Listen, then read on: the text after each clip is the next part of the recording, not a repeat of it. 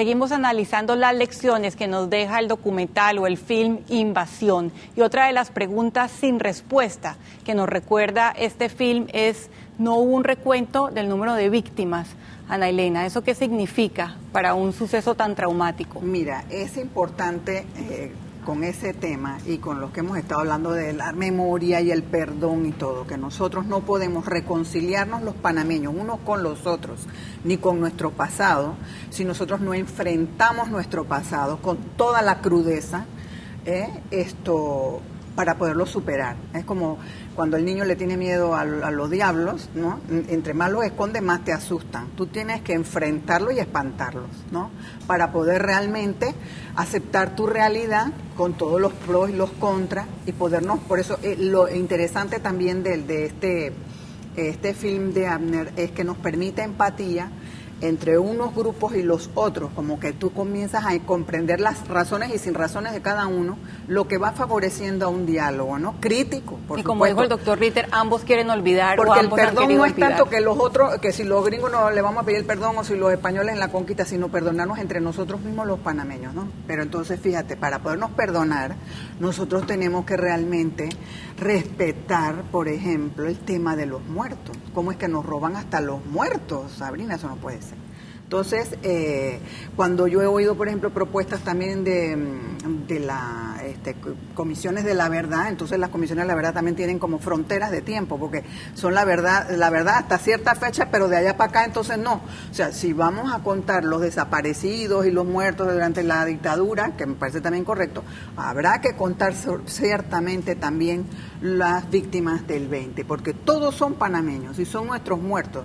Y si nosotros no consideramos sagrados nuestros muertos, entonces realmente no tenemos remedio, ¿no? Como país. Hay un recurso, Abner, que a mí me llamó mucho la atención, y no sé si es como un ejercicio psicológico o sociológico, pero en momentos de la película, tú pones a la gente a recrear escenas, incluso a la gente a posar como si fuera un cadáver. Ajá. Y a otros a cargarlo.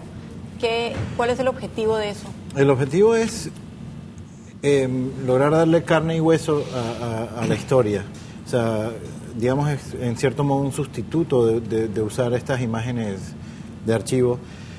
Pero una cosa es que yo te diga, sí, murió mucha gente. Pero, por ejemplo, en la escena que la gente del Chorrillo se acuesta en el piso como si fuera muerto. Tú estás viendo gente viva, que yo le estoy hablando hoy, y se van a acostar acá, y usted por acá, y usted por allá, y están vivos, están hablando, y un segundo después están acostados como muertos. Entonces entiendes, en términos cinematográficos muy rápido, ok, un vivo se murió, y tiene un impacto mucho más gráfico, mucho más fuerte que si simplemente te cuentan, no, es que aquí murió mucha gente. Murió mucha gente, y suena estúpido decirlo, pero murió mucha gente que estaba viva, no son muertos. Son vivos que en un instante dejan de serlo. Entonces uno empieza a pensar en sus hijos, en sus padres, en sus hermanos. Y dice, oye, yo no quisiera que nadie se muera de mi familia o de mis amigos. Y el muerto ya no es un muerto, ya no es un número, es una persona. Y eso, digamos que uno trata, ¿no? de acercar a la audiencia al relato, a la película. Igual como, ¿sabes? Hay miles de trucos. Esto es una forma, pero cuando lo estábamos filmando, por ejemplo, cuando nos metimos en los sacos de muertos, en los body bags, la gente, todo el mundo estaba haciendo relajo. ¿Sabes? Hay un morbo con la muerte que cuando entras a la morgue los doctores están echando chistes, y si vas con gente que trabaja en ambulancia siempre andan echando chistes, y nos pegó ese morbo y cuando nos estábamos metiendo todo el mundo se reía, era una risa nerviosa. Pero cuando pusimos la cámara enfrente y dijimos acción y tocó ese momento de que subían los cuerpos, la gente estaba en un silencio solemne, como si porque entiendes, porque pasa algo en el cerebro que dices, espérate, esto es serio. Esto es serio, sí, y tiene una gravedad que, bueno, la gravedad absoluta que es la muerte. Ese ejercicio, Fernando, ¿cómo lo interpretas tú? El problema es que la verdadera muerte es el olvido. Y entonces, esta es una sociedad tratando de tapar esos muertos, de esconderlos, de meterlos debajo de la alfombra, para que estén doblemente muertos de vida y muertos de olvido. Por eso es la importancia de este documental, de este trabajo cinematográfico. La forma en que Abner aborda la muerte es también una forma muy violenta. Y leíamos... Lo más interesante es que es dramática y violenta sin necesidad de mostrarnos los cadáveres. Que imágenes de los cadáveres hay muchas, cientos, miles. Pero es más, visto en este documental, duelen tanto como los cadáveres propiamente dichos. Me De llama manera la que yo creo atención- que el recurso sí es válido. Es sí válido. Me llama la atención lo de la violencia porque leíamos varias opiniones de la actualidad que relacionan la violencia ahora con la invasión, que ven Sí. su génesis ahí. Sí, es que una de las cosas que ocurrió en este país es que en un espacio muy reducido de tiempo, nunca antes una generación de panameños vio tanta violencia concentrada, violencia física, violencia real, bombas, granadas, armas sofisticadas.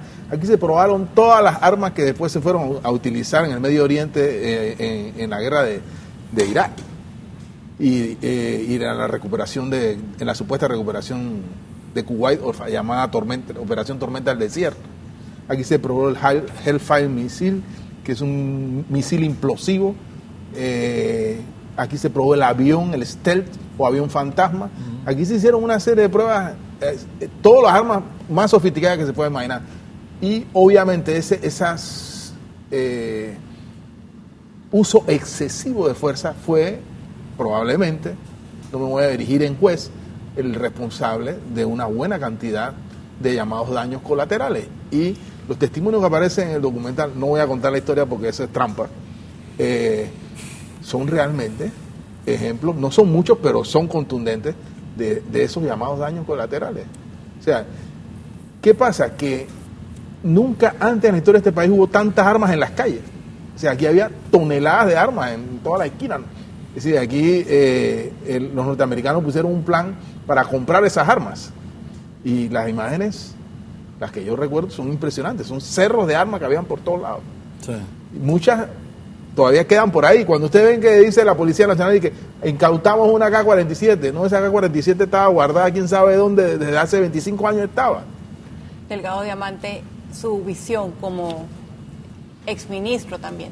Yo creo que en alguna forma nosotros evidenciamos en el momento de la invasión realmente, uno, la pérdida de la autoridad. Los Estados Unidos tenían la responsabilidad de haber prestado los servicios policivos del área ocupada.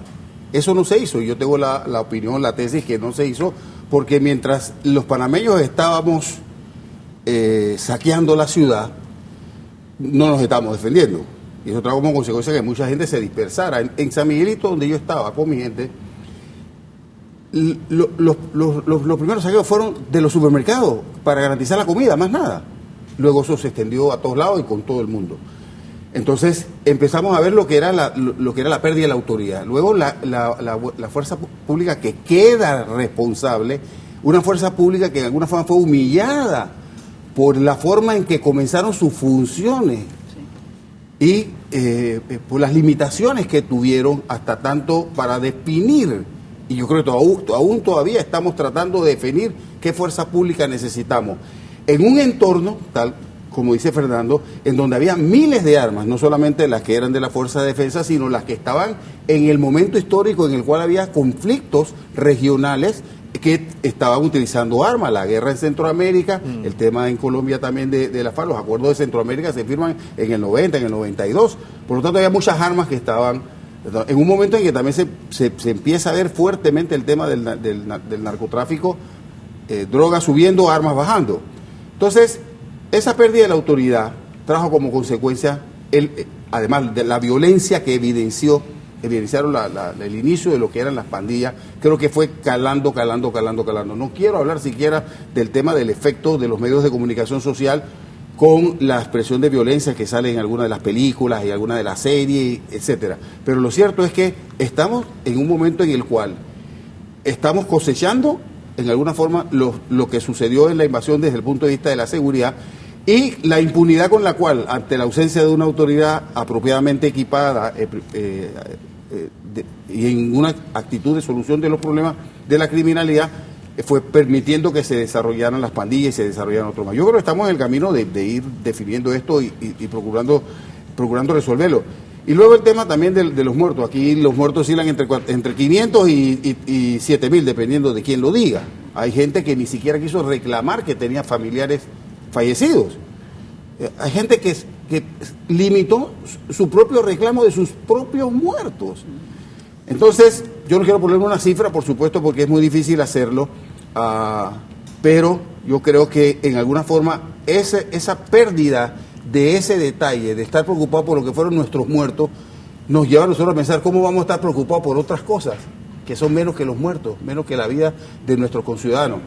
Y por un lado, y por el otro lado, el hecho de decir, bueno, los que estuvieron y participaron de alguna forma en eso, bueno, ¿qué rol y responsabilidad tienen frente a estos muertos? Entonces, me parece que el propósito de recuperar esa memoria histórica y recoger todo esto y ir uniendo todos los pedazos nos puede llevar a ese efecto de unificación de la familia, porque yo no creo, y lo digo por experiencia propia, como un miembro que fui de la institución, yo tuve la oportunidad, gracias a Dios, de poder reconstruir mi vida y procurar ser dinámico, activo y productivo, pero muchísimos de los que fueron miembros de la Fuerza de Defensa y de los que fueron de los batallones de la dignidad no han podido todavía perder ese estigma que se le puso.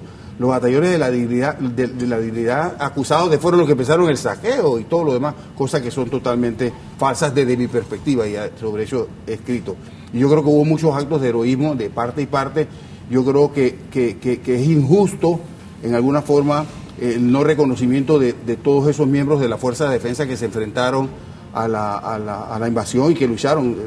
No puedo pretender ganarle. Además, no estábamos preparados para una ofensiva como la que hubo. Esa que hubo estaba programada con un propósito mucho más allá de resolver el llamado los 4 puntos: proteger la vida de los ciudadanos norteamericanos, proteger el canal, restaurar la democracia en Panamá y llevar al general Noriega ante la justicia. Mucho más allá que eso. Han quedado muchos temas sobre el tintero: impunidad, exceso de armas, la falta de autoridad, que los vamos a seguir abordando en siguientes bloques, sobre todo en su relación con la memoria histórica de la invasión. Usted quédese en el radar.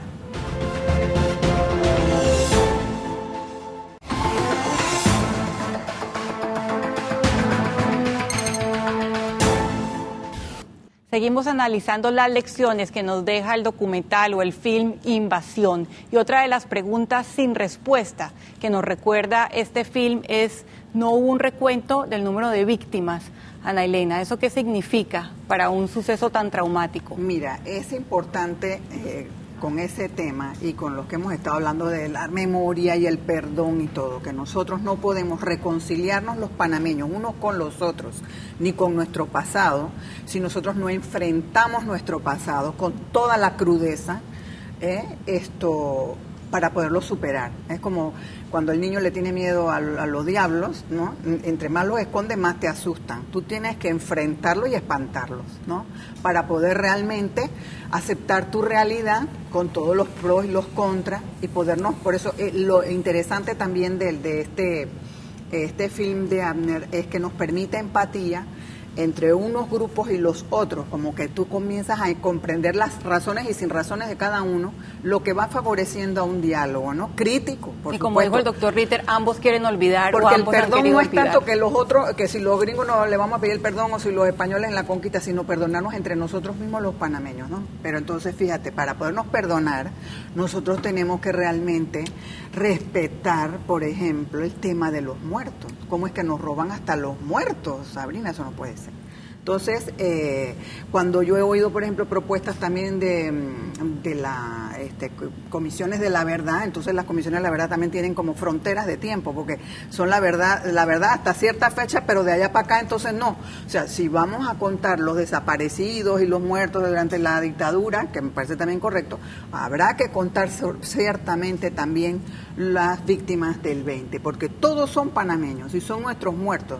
Y si nosotros no consideramos sagrado nuestros muertos, entonces realmente no tenemos remedio, ¿no? Como país. Hay un recurso, Abner, que a mí me llamó mucho la atención, y yo no sé si es como un ejercicio psicológico o sociológico, pero en momentos de la película tú pones a la gente a recrear escenas, incluso a la gente a posar como si fuera un cadáver y a otros a cargarlo. ¿Cuál es el objetivo de eso? El objetivo es lograr darle carne y hueso a la historia. O sea, digamos, es en cierto modo un sustituto de usar estas imágenes de archivo. Pero una cosa es que yo te diga, sí, murió mucha gente. Pero, por ejemplo, en la escena que la gente del Chorrillo se acuesta en el piso como si fuera muerto.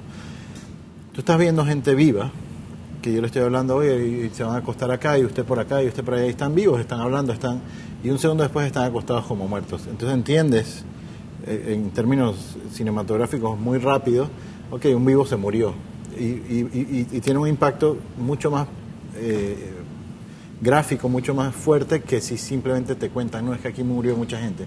Murió mucha gente, y suena estúpido decirlo, pero murió mucha gente que estaba viva. No son muertos, son vivos que en un instante dejan de serlo. Entonces uno empieza a pensar en sus hijos, en sus padres, en sus hermanos. Y dice, oye, yo no quisiera que nadie se muera de mi familia o de mis amigos. Y el muerto ya no es un muerto, ya no es un número, es una persona. Y eso, digamos que uno trata, ¿no?, de acercar a la audiencia al relato, a la película. Igual como, ¿sabes?, hay miles de trucos.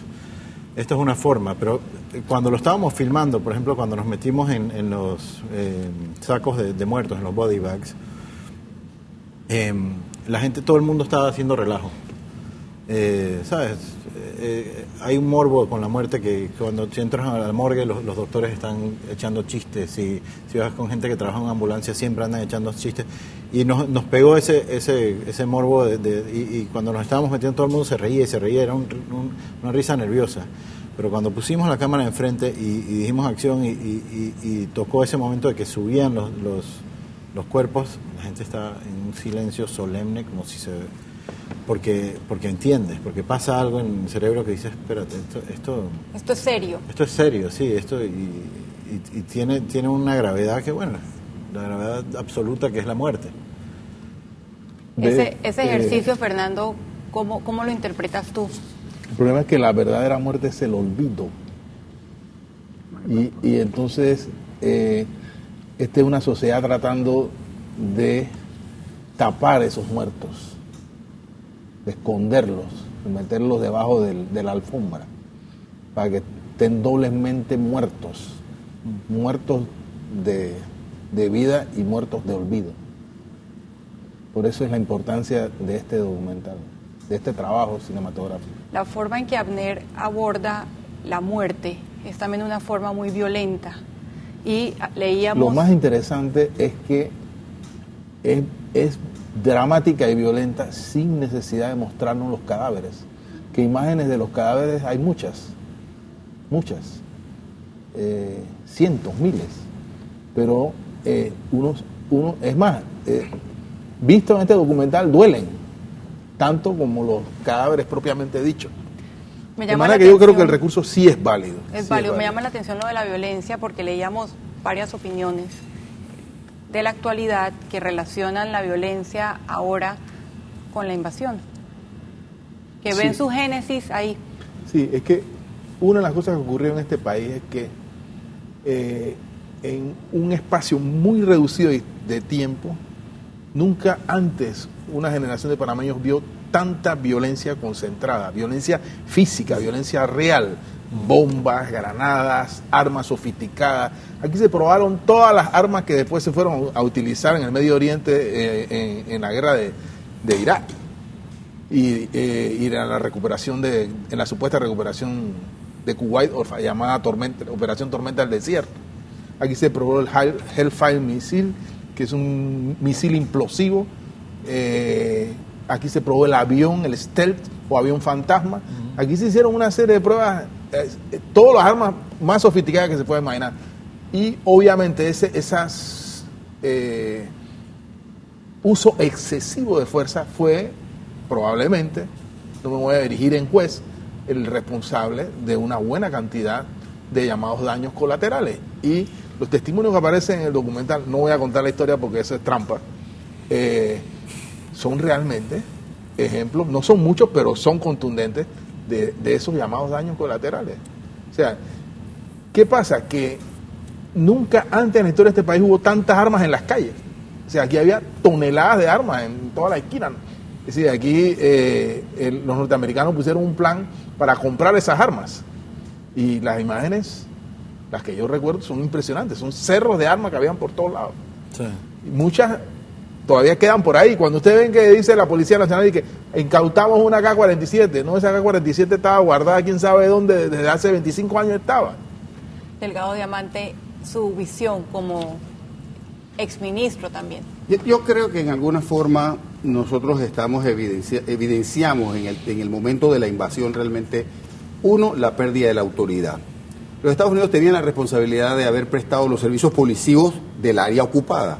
Eso no se hizo. Yo tengo la opinión, la tesis que no se hizo, porque mientras los panameños estábamos saqueando la ciudad, no nos estábamos defendiendo.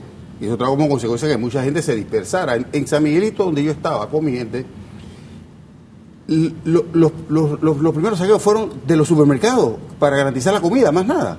Luego eso se extendió a todos lados y con todo el mundo.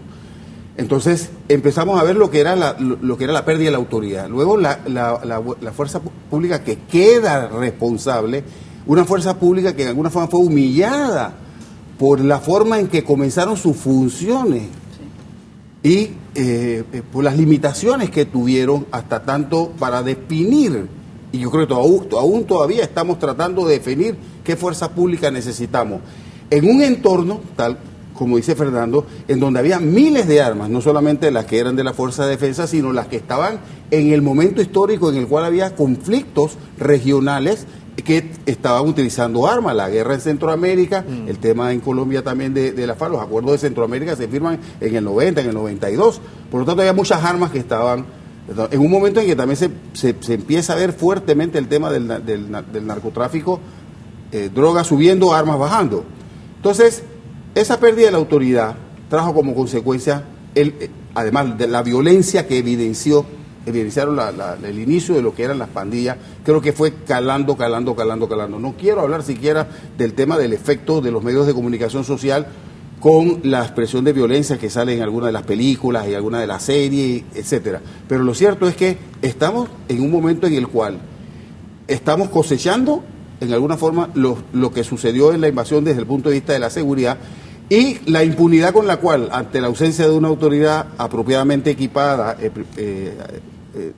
y en una actitud de solución de los problemas de la criminalidad, fue permitiendo que se desarrollaran las pandillas y se desarrollaran otros más. Yo creo que estamos en el camino de ir definiendo esto y procurando resolverlo.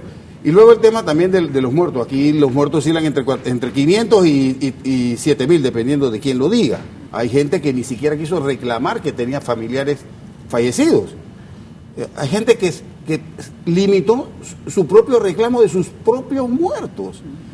Entonces, yo no quiero ponerle una cifra, por supuesto, porque es muy difícil hacerlo, pero yo creo que en alguna forma esa pérdida de ese detalle, de estar preocupado por lo que fueron nuestros muertos, nos lleva a nosotros a pensar cómo vamos a estar preocupados por otras cosas que son menos que los muertos, menos que la vida de nuestros conciudadanos. Y por un lado, y por el otro lado, el hecho de decir, bueno, los que estuvieron y participaron de alguna forma en eso, bueno, ¿qué rol y responsabilidad tienen frente a estos muertos? Entonces, me parece que el propósito de recuperar esa memoria histórica y recoger todo esto y ir uniendo todos los pedazos nos puede llevar a ese efecto de unificación de la familia, porque yo no creo, y lo digo por experiencia propia, como un miembro que fui de la institución, yo tuve la oportunidad, gracias a Dios, de poder reconstruir mi vida y procurar ser dinámico, activo y productivo, pero muchísimos de los que fueron miembros de la Fuerza de Defensa y de los que fueron de los batallones de la dignidad no han podido todavía perder ese estigma que se le puso. Los batallones de la dignidad acusados fueron los que empezaron el saqueo y todo lo demás, cosas que son totalmente falsas desde mi perspectiva, y sobre eso he escrito. Y yo creo que hubo muchos actos de heroísmo de parte y parte. Yo creo que es injusto en alguna forma el no reconocimiento de todos esos miembros de la Fuerza de Defensa que se enfrentaron a la invasión y que lucharon. No puedo pretender ganarle, además no estamos preparados para una ofensiva como la que hubo. Esa que hubo estaba programada con un propósito mucho más allá de resolver el llamado los 4 puntos, proteger la vida de los ciudadanos norteamericanos, proteger el canal, restaurar la democracia en Panamá y llevar al general Noriega ante la justicia. Mucho más allá que eso. Han quedado muchos temas sobre el tintero: impunidad, exceso de armas, la falta de autoridad, que los vamos a seguir abordando en siguientes bloques, sobre todo en su relación con la memoria histórica de la invasión. Usted quédese en el radar.